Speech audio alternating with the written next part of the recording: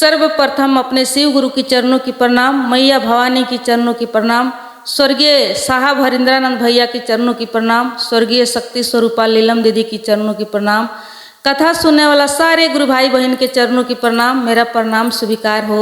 हे महादेव जी, मेरा प्रणाम स्वीकार हो। आई गुरु भाई बहन, एगो कलयुग के सत्य घटना पर एगो कथा बा, वो कथा के सुनल जाओ।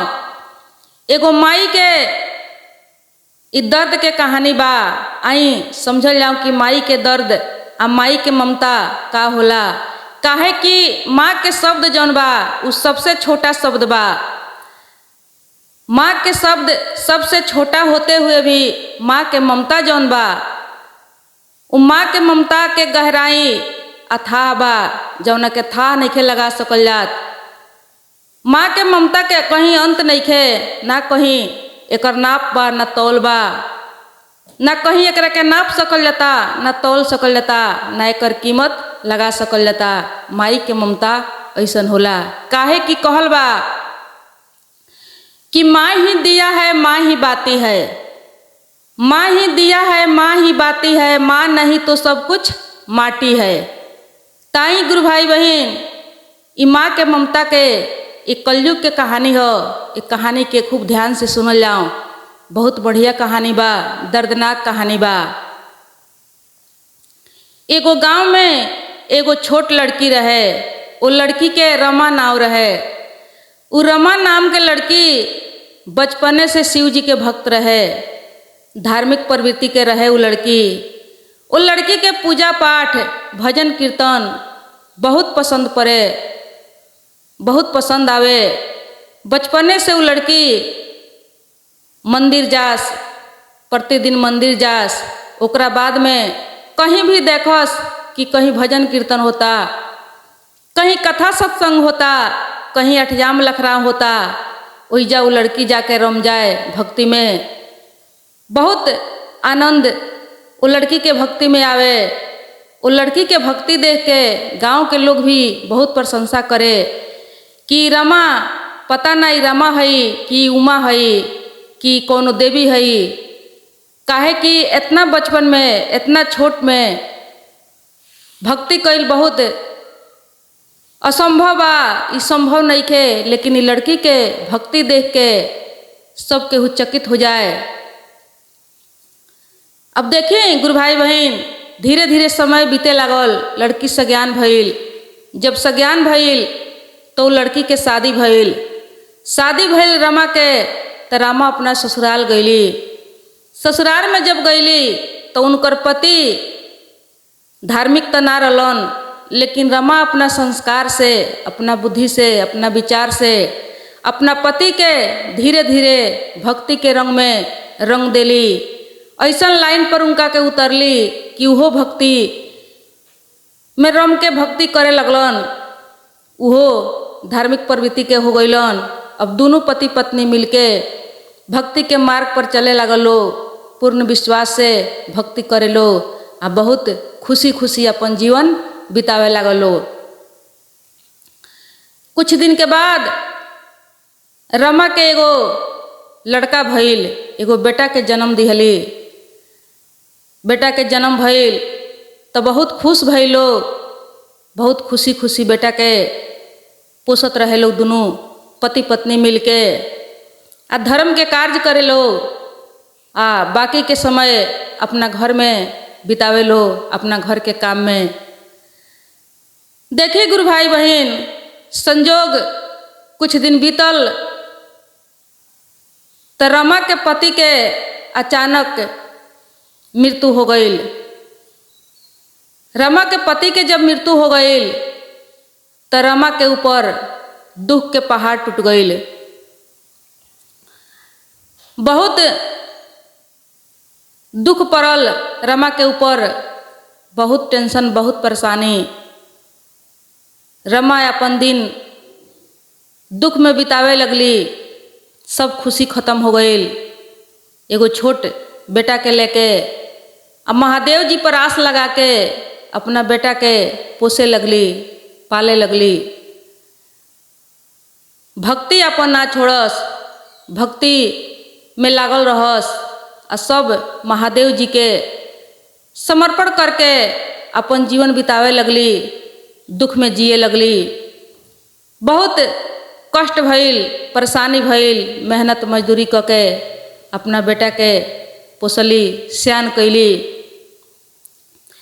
जब सयान कैली तब बेटा के शादी कैली। बेटा के जब शादी भइल तो घर में पतोह आइल। घर में जब पतोह आइल तो रमा के लागल, रमा देवी सोचली कि अब हमरा सुख हो जाई, पतोह के आवे से अब कुछ आराम मिली हमरा घर के काम से। लेकिन सब कुछ उल्टा हो गईल। ई रमा देवी के पतोह जौन रहली उ बहुत दुष्ट स्वभाव के रहली। अपना सास के बहुत दुख देवे लगली, सतावे लगली। अपना पति से उल्टा सीधा कह के सुनावे लगली अपना सास के बारे में। और उनकर पति भी अपना पत्नी के बात मानस। पत्नी के बात मान के माई के सब ममता भुला गईले कि माई कौना दुख से, कौना दर्द से हमरा के पोसले बाड़ी, सब भूल गईलन। उ भूल के आ पत्नी के बात मान के जैसे जैसे कहस तैसे तैसे बेटा भी अपना माई के सतावे लगले। अब एक दिन के बात हो कि रमा देवी के पतो अपना पति से साफ साफ सुनावे लगली कि ये जी राउर माई बहुत दुष्ट बाड़ी, हमरा के बहुत सताव तारी, परेशान कर तारी। या तो ई रहिए घर में आ ना तो हम रहें। इनका के ले जाके वृद्धाश्रम में छोड़ आई तबे जाके कल्याण बा, आ ना तो हमें घर में रहे वाला नहीं थी। रमा देवी के बेटा कहले कि ठीक बा, हम अपना माई के ले जाके वृद्धाश्रम में छोड़ देम, तू परेशान मत होख। अब जब ये बात करत रहे लो तो रमा देवी ये बात सुन लेली। ये बात जब सुन ली तो दिल पर बहुत ज़्यादा चोट पहुँचल, बहुत दुख भइल, दर्द भइल कि जौना बेटा के इतना दुख से पोस पाल के बड़ कईनी, वो बेटा पतो तो भला दूसर घर के हई, लेकिन जौना बेटा के जन्म दिहनी, पोस पाल के बड़ कईनी, वो बेटा भी आज निर्दयी हो गईल। हमरा के वृद्धाश्रम में छोड़े के कहता। बेटा तो हमरा के भुला जाई, लेकिन हम बेटा के बिना कैसे जिएम। बड़ा मुश्किल में पड़ गईली। आँखी के सामने बेटा के देखे के चाहस, बेटा के सिवा केहू ना रहे उनकर। अब बड़ा दुख से गईली वो अपना रूम में, जौन रूम में वो सुतस उमें गईली। वो अपना पति के फोटो लगौले रही। वो फोटो के अगाड़ी जाके खड़ा होके बहुत दुख से झरझर रोअ तारी रमा देवी। आ अपना पति से कह तारी कि ये जी रउआ छोड़ के हमरा के चल गईनी, देखी राउर बेटा कितना दुख से रउआ बेटा के हम पोसनी पलनी। आज उहे बेटा हमरा के अपना से दूर करे के चाहता। भला एमे हमर कौन गुनाह बा, कौन गलती बा। हम बेटा के बिना नहीं रहे के चाहत, हम रह ना पाए। रउआ हमरा के छोड़ के काहे चल गईनी, ये दुख में, ये परेशानी में डाल के अपना साथे काहे ना लेके गईनी, जे आज ऐसन दिन हमरा देखे के पड़ता। अपना पति के फोटो के अगाड़ी रमा देवी झरझर रो तारी। आई दुख उनका से सुनाओ तारी। भला एगो फोटो ये दुख सुन के का करी। लेकिन देखी गुरु भाई बहन भइल का, इनकर दर्द देख के, इनकर दुख सुन के वो फोटो से अचानक आवाज आइल कि ये रमा तू निराश मत होख, तू दुखी मत होख, तू मत रो, हम तहरा साथ बानी। अभी देखली कि के बोलता, ये आवाज़ कहाँ से आवता। तब पूछली कि आवाज़ कैसन हो, अपने के बानी, के बोलतानी। तो वो फोटो में से आवाज़ आइल कि देखो तू डरा जन, हम तोहर पति बोलतानी। आ तोहर महादेव जी के जौन तू पूजा कैले बड़ू, भक्ति कैले बड़ू बचपन से, उहे शक्ति हमरा के बोलवावता। हमरा के महादेव जी बोलवावतानी। तू निराश मत होख, तू दुखी मत होख, तू रो मत रमा। छोड़ बेटा के माया मोह, पतोह के माया मोह, घर के माया मोह। तू एगो काम कर, तहरा घर में जौन अलमारी बा, उ अलमारी के सामने तू जाके खड़ा होख, अलमारी खोल के आ तू महादेव जी के नाम लेके कुछ धन मांगो। तहरा कुछ रुपया पैसा मिली, उहे रुपया पैसा लेके आ तू हमनी के गांव में पुरनका घर जौन बा, वही घर में चल जइह, वही झोपड़ी में भोलेनाथ के भक्ति करीह। आ जौन जूरी मिली उ खइह, आ अपन दिन भक्ति में बीतइह। छोड़ ई सब माया के बाजार, तू निराश मत होख, रोवा मत तू। हमरा के ई महादेव जी बोलवावतनी तोहर दुख देख के, तोहर दर्द देख के। काहे कि तू शिव के भक्त हऊ, आ भगवान अपना भक्त के दुख देखना चाहे लो, कैसहू क के दूर करे लो। तो ई महादेव जी के कृपा से हम तहरा के ई सब उपाय बताओ तनी। तू रो मत, निराश मत होख, हमर बात मानो। तू जाके अलमारी खोल के दोसर कुछ मत मंगिह, कुछ धन रुपया पैसा मंगिह जौन तोहरा जीवन में काम लगी। अब रमा देवी गईली आ जाके अलमारी खुलली। अलमारी खोल के आ महादेव जी से कहली कि हे महादेव जी, हे भोलेनाथ, रउआ से का कहे के बा? रउआ तो अंतर्यामी हई, रउआ तो सब देखतानी। हमरा को कुछ पैसा दे दी, रुपया दे दी, जौन हम जाके अपना पुराना झोपड़ी में अपन दिन बिताई। बस इतना ही हमरा चाही। अपन दया, अपन कृपा हमरा ऊपर राखे। अब अलमारी में अचानक रुपया से भर गईल। जब रुपया भर गईल तब का कैली रमा देवी? बैग में सरियावे लगली। जब बैग में सरियावत रही रुपया, तब तक उनकर पतो कोनो काम से अली तो देख लेली। जब देख लेली तो जाके अपना पति से और बहुत ज़्यादा उल्टा सीधा सुनावे लगली कि देखी जी, राउर माई कितना दुष्ट बाड़ी, कितना बेईमान बाड़ी, कितना शैतान बाड़ी। बहुत ढेर सारा पैसा छुपा के रखले बाड़ी, आ हमनी के कहियो 1 रुपया ना देवेली। हम देखनी हाँ कि बहुत ज़्यादा पैसा बैग में रखतारी, बहुत ढेर सारा पैसा बा, लेकिन आज तक ले हमनी के ई राज बतौले नहीं की। हम कही ने कि माई बहुत खलनायक बाड़ी, बहुत गलत बाड़ी। हमरा कैसहू क के ई पैसा चाही, आ इनका के वृद्धाश्रम में ले जाके छोड़ आई। कहले उनकर पति कि ठीक बा, तू चिंता मत करो। हम माई के जब वृद्धाश्रम में छोड़े ले जाए तो कोनो ना कोनो बहाना क के ई पैसा वाला बैग हम ले लेहेम। अब बिहान भइल। बिहान भइला कहली रमा देवी के पतो कि अपना माई के जल्दी ले जाई, आ पैसा वाला बैग जौन बा उ बैग गबड़ाए के ना चाही, उ बैग हमरा मिल जाए के चाही। पता नहीं कहिया से छुपा के पैसा रखले बड़ी, आ कहियो एक पैसा भी हमने के ना देवेली। कितना दुष्ट नालायक की माई बाड़ी। कहले उनकर पति कि ठीक बा, थोड़ा देर हम बाजार में जाता नहीं, हमरा थोड़ा बाजार में काम बा। बाजार से जब हम आए तब माई के हम लेके जाएं। अब रमा देवी के बेटा बाजार में गइल बड़े, तब तक रमा देवी अपन कुल तैयारी क के बैग उठा के निकले के चाहतारी।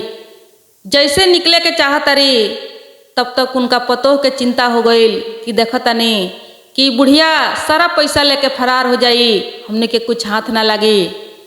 हम सोचले बानी इनका के वृद्धाश्रम में छोड़वावे के, लेकिन देखतानी कि सारा पैसा लेके कहीं ना कहीं चल जाई। अभी का कैली कि अपना पति के आवे तक लगली अपना सास से झगड़ा करे। बहुत झगड़ा करे लगली, कुछ कुछ के बहाना करके रोके खातिर उनका के कैसा हूँ बहुत उल्टा सीधा गारी झगड़ा लड़ाई शुरू कर दिली। रमा देवी चुपचाप शांत रहली, चुपचाप सुनस, कुछ जवाब ना देस, काहे कि शिव के भक्त रहली। भगवान के भक्त के जल्दी क्रोध ना आवेला, तर्क ना करेला कोनो बात के। तब तक देखी गुरु भाई बहन, जब ये अपना सास से लड़ाई करत रही तो वही समय में एगो फोन आवता इनका लगे। फोन जब आवता तब फोन उठाओ तरी, तब फोन उठा के बहुत जोर से चिल्लैली, जोर से चिल्ला के रोए लगली आ हाथ से इनकर मोबाइल छूट गई। जब फोन छूट गई तब इनकर सास कहतरी कि का भइल बहू, काहे रोए लगलू, काहे चिल्लाए लगलू, ई केकर फोन हो। तब कहतरी कि तोहरा बेटा के एक्सीडेंट हो गई बा, ये अस्पताल के फोन हो, अस्पताल से फोन आइल बा। तो रमा देवी जब ये बात सुनली तो अपना पतोह से कहली कि चलो बहू अस्पताल चलो। पैसा के बैग रख देली, अपना पतोह के संगे दौड़ल धापल अस्पताल गईली। जब अस्पताल में गईली तो बेटा के स्थिति बहुत नाजुक रहे। डॉक्टर से जाके कहली, रोए लगली कि हे डॉक्टर साहब, पैसा चाहे कितनो लागी, पैसा देवे के हम तैयार बानी, बाकी हमरा बेटा के निमन कर दी, हमरा बेटा के जान बचा दी हे डॉक्टर साहब। तो डॉक्टर साहब कहले कि देखी बुढ़िया माई, हम अपन पूरा कोशिश कर चुकल बानी, बाकी इनकर जान ईश्वर के हाथ में बा, हम अपना तरफ से सब इलाज इनकर कर चुकल बानी। अब बुढ़िया माई का कैली, रमा देवी दौड़ल दौड़ल अपना घरे अली। घरे आके वही अलमारी तर खड़िया के महादेव जी से प्रार्थना करे लगली कि हे महादेव जी, है रउआ अपन पैसा वापस ले ली, आ ये पैसा के बदले हमरा बेटा के जान बचा दी, हमरा बेटा के जान बचा दी। इरा और पैसा हमरा ना चाहिए हे भोलेनाथ, चाहे हमरा कितनो दुख होई हम सह लेम, चाहे कहीं भी जाके रहे के पड़ी हम रह लेम, बाकी पैसा रुआ वापस ली, आए पैसा के बदला हमरा बेटा के जान बचाई हे महादेव जी, दया करी हमरा ऊपर, बकस दी हमरा बेटा के जान, रुआ पैसा अपन वापस ली। झरझर आँख से आंसू गिरावत तारी, रोवत तारी, आ महादेव जी से दया मांगत तारी बेटा खातिर कि सब पैसा सब रुपया जौन धन रउआ दिले रहनी हो हमरा गुजारा खातिर, सब धन रउआ वापस ले ली हे महादेव जी, बाकी हमरा बेटा के जान बचा दी। कुछ देर के बाद वो पैसा अदृश्य हो गई, अंतर्ध्यान हो गई। तब रमा देवी के विश्वास भइल, वहाँ से दौड़ल दौड़ल अस्पताल गईली। जब अस्पताल गईली तो देख तरी कि बेटा के स्थिति थोड़ा सही लागल, कुछ राहत मिल रहे। अब बेटा के संगे अस्पताल में रहे लगली, दिन रात महादेव जी से दया मांगस, प्रार्थना करस। धीरे धीरे उनका स्वास्थ्य में सुधार होखे लागल। 2-4 दिन के बाद छुट्टी भइल, घरे आई लोग। घरे आके 1 हफ्ता बीतल, 1 हफ्ता के बाद पूरा तरह से ठीक हो गए उनकर बेटा। जब ठीक हो गए देखली रमा देवी कि बेटा पूरा स्वस्थ हो गए, बढ़िया हो गए पहले के जैसन। तो वो का कैली, कुछ अपन कपड़ा उपड़ा लेके अली, आके बेटा से कहली कि ये बेटा देखो अब तू ठीक हो गई बड़ो, तू अब सही हो गई, आ हमरा से तोहनी के बहुत ज़्यादा दुख बा, तो तू हमरा के वृद्धाश्रम मत पुगावो। हमनी के पुरानका घर जौन बा, जौना घर में हम तोहर पिताजी शुरू में बितौले बानी, वही घर में हम जातानी, वही घर में हम अपन दिन बिताएम, तहनी के सुखी से रहिए लगिन, हमरा से कोनो दुख तहनी के ना पहुँची। हम कहीं भी रहें तो हमार आशीर्वाद तहनी के साथ बा, तहनी के सुख से रहिए लगिन, हम वृद्धाश्रम में ना जाएं, अपना पुरानका घर में चल जातानी, हमरा से तहनी के कोनो तकलीफ ना होई। अब जब इतना बात बेटा सुन ले तब बेटा के आँख से कह तरी कि देखो बेटा, जौन पैसा तोहनी के समझत रहल कि हमार हो, हम छुपा के रखले बानी, उ पैसा हमार ना हो। सब कहानी कह के सुनौली, पैसा कैसे मिलल सब कह के बतौली। कहली कि जहिया तोहरा एक्सीडेंट भइल ओह दिन उ पैसा हम महादेव जी के सौंप दहनी, जे दिले रहे ओकरा के दे देनी, आ ओकरा बदला में तोहर जान मांग लेनी। कहनी कि हे महादेव जी, पैसा के जरूरी नहीं खे, अपन पैसा ले ली आ हमरा बेटा के जान बचा दी। हम कहीं भी रह जाएम, कहीं हम जी लेम, हमरा सुख ना चाही, कोनो सहारा ना चाही। तो महादेव जी अपन पैसा ले लेनी आ लेके उ पैसा के बदला में तोहर जान बचौनी। उ पैसा कोनो हम धैले ना रहनी, उ पैसा हमार ना रहे। अब सारा कहानी जब बेटा सुन ले तब बेटा के आँख से झरझर आंसू गिरे लागल। कहत रे कि माई, पुत कपूत हो जाला लेकिन माई कुमाई ना होली। माई तू हमरा के माफ कर, बहुत पापी बानी माई कि तोहरा ऐसन माई से हम इतना गलती, इतना धोखा कैले बानी। तू हमरा के माफ कर माई, कहीं छोड़ के जंजा हमरा के, तू हमरा के टूअर बना के कहीं जंजा। हमरा आँख पर पर्दा पड़ल कि तोहरा ऐसन माई के हम भुला के तोहरा के इतना दुख दिले बानी, इतना कष्ट दिले बानी। तू माफ कर माई हमरा के, काहे कि माई तो माई होली। माई तो हर गलती अपना औलाद के माफ करेली। माई तू तो माई हो, तू हमरा के माफ कर। अब इतना सुनली उनकर पतो तो वो अपना सास से माफ़ी मांगे लगली। कहली कि हे माई, रउआ तो साक्षात देवी बानी, आज रउआ चलते हमारी सुहाग बाँचल बा, हमरा के छोड़ के मत जाई, माफ़ करी माई, बहुत गलती भइल बा हमरा से, बहुत पाप कैले बानी हम, हमरा के क्षमा करी, प्रायश्चित करे के मौका दी। कह के दोनों बेटा पतोह लोग झरझर रोए लागल। रमा देवी के दिल में दया आयल, अपना बेटा के अपना पतोह के गले से लगौली, माफ़ कैली। आ वो दिन से मिलजुल के रहे लागलो, अपना माई के बहुत ज़्यादा सेवा करे लागलो। तो देखी गुरु भाई बहन, एक कथा से यह सीख मिलता कि सबसे पहले भक्ति में बहुत शक्ति होला। काहे कि भक्ति के कारण ही उ मृत फटो में से आवाज आयल। आ उनकर पति ना बल्कि स्वयं महादेव जी बोलत रहनी अपना भक्त के रक्षा करे खातिर फोटो के माध्यम से। काहे कि जिंदा फोटो में से तो आवाज नहीं खे आ सकत, जिंदा फोटो नहीं खे बोल सकत, तो भला मरल आदमी के फोटो कैसे बोल सकता। ये तो साक्षात महादेव जी के चमत्कार रहे, कृपा रहे। वही से भक्ति जब करी तो पूर्ण रूप से समर्पण कर दी, शिव के शरण में जाके समाहित हो जाई, महादेव के शरण में जाके समाहित हुई, समर्पण हो जाई। सब सुख दुख कोनो ना कोनो बहाना से महादेव जी दूर करेम, दुख के दूर करेम। इहे रहल आज के कथा के उद्देश्य। ये कथा के सुनी आ समझी। तब तक आज खातिर इतना ही, कल फिर कुछ नया लेके आओ। प्रणाम, नमस्कार, हर हर महादेव।